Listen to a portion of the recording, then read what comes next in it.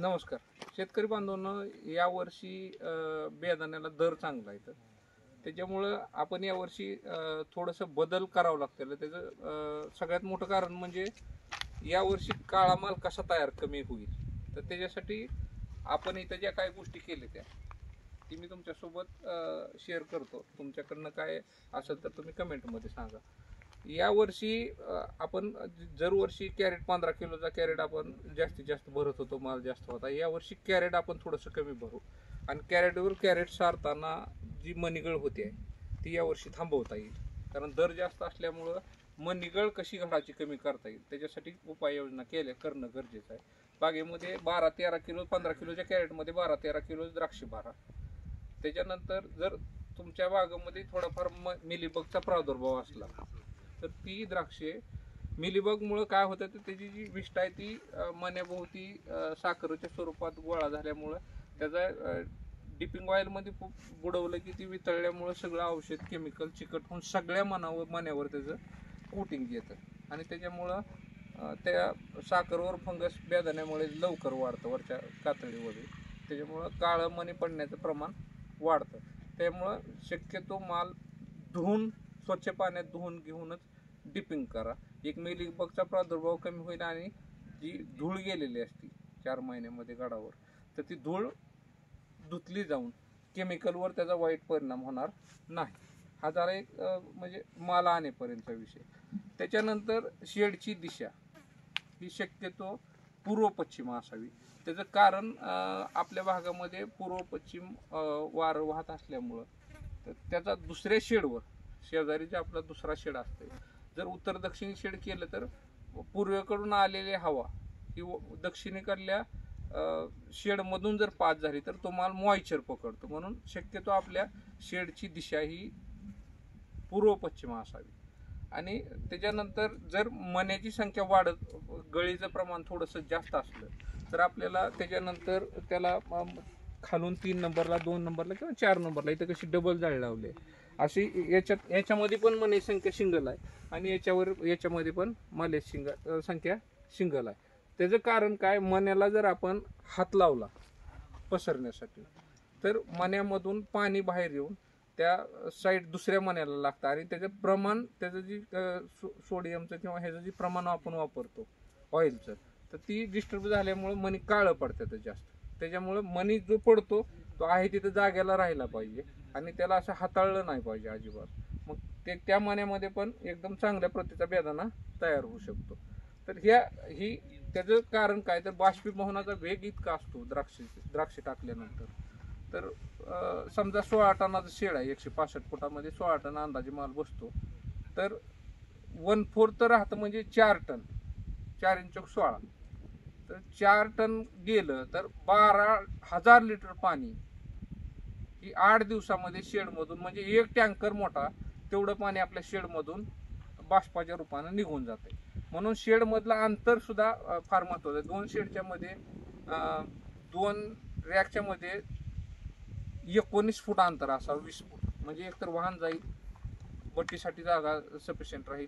या सगळ्या गोष्टी करीत असताना नवीन मणीजाळी लावल्यामुळे आपल्याला काळ्या मण्याचं प्रमाण कमी होतं आणि रोजच्या मालामध्ये जो बदल होतोय आता इथं आपल्याकडं सगळ्या प्रकारचं शेड उपलब्ध आहे. तर ही काल टाकलेला माल आहे तर याच्यामधलं बाष्पीभवन आज तितकंसं जाणवत नाही.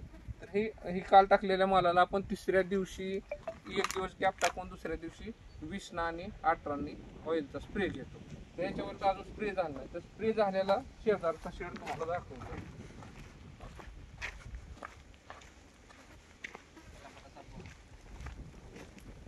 तर हा तिसऱ्या दिवशीचा शेड आहे. तर याच्यामध्ये सुरकुत्याचं प्रमाण जाणवायला सुरुवात झाली. तर ह्याचाच पहिला स्प्रे 24-18चा झाला. तर त्याच्यानंतर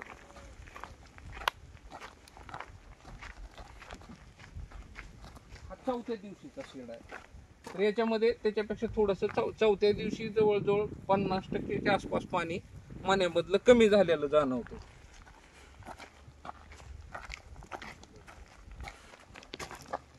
हा 5वा दिवस आहे.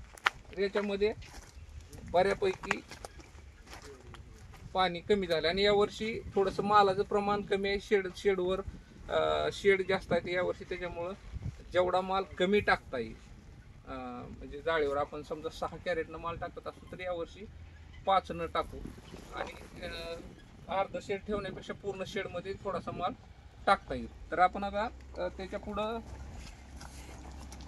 6व्या दिवशीचा माल बघू.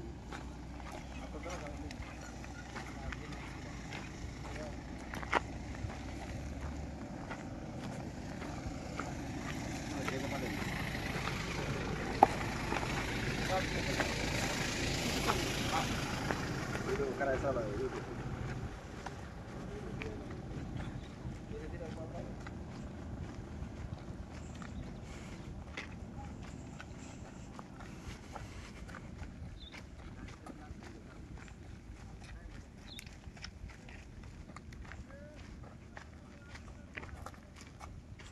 तर इथं 7व्या दिवशीचा माल आहे आणि याचा आता दुसरा स्प्रे 5व्या दिवशी होऊन हा तयार झाला. आता ही आणि स्प्रेचा जो टायमिंग आहे तो किमान 4च्या आतमध्ये असावा.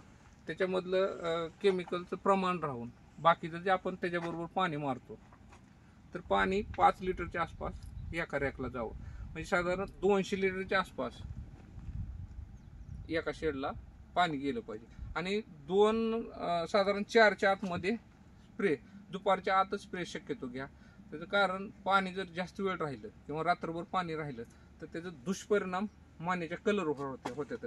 कारण आतून येणारं पाणी जोपर्यंत तुम्ही बाहेरनं मारलेलं पाणी ओल धरून असेल तोपर्यंत त्याचं बाष्पीभवन थांबलेलं असते आणि ते त्याच्या मानेच्या साईडनं गोळा झाल्यामुळं त्याचं वाईट दुष्परिणाम दिसायला चालू होते किंवा बुरशी वाढते त्याच्यामध्ये. म्हणून 4च्या आतमध्ये शक्यतो स्प्रे घ्या. आता ही सगळं केल्यानंतर आता ही सगळं वेगवेगळं तुम्हाला शेड दाखवलं तर ही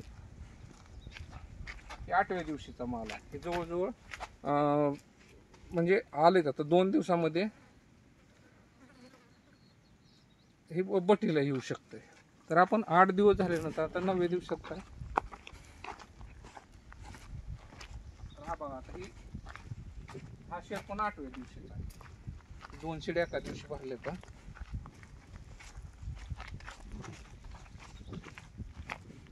हे शेड सगळं भट्टीला आलेत आता.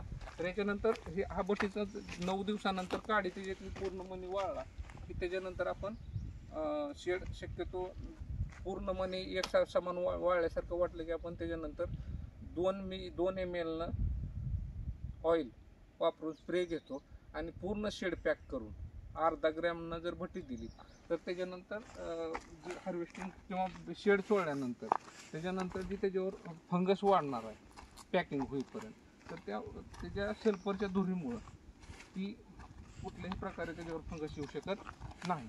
तर अंतिम टप्प्यामध्ये आपण भट्टी दिलेला जो माल आहे तो माल तुम्हाला दाखवतो. याच्यामध्ये आता 11व्या दिवशीचा आपण माल बघूया.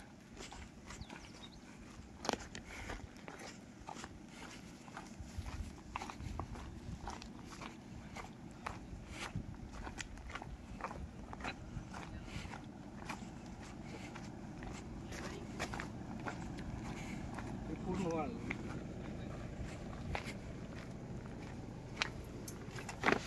बट्टीच्या अगोदरचा माल आहे. तर बट्टीच्या अगोदर म्हणजे काड्या मोडायला किंवा माल वाळला पूर्ण की आपण त्याच्यावर सल्फरचं कोटिंग द्यायचं काम करतो. तर आता सल्फरचं कोटिंग दाखवायचं.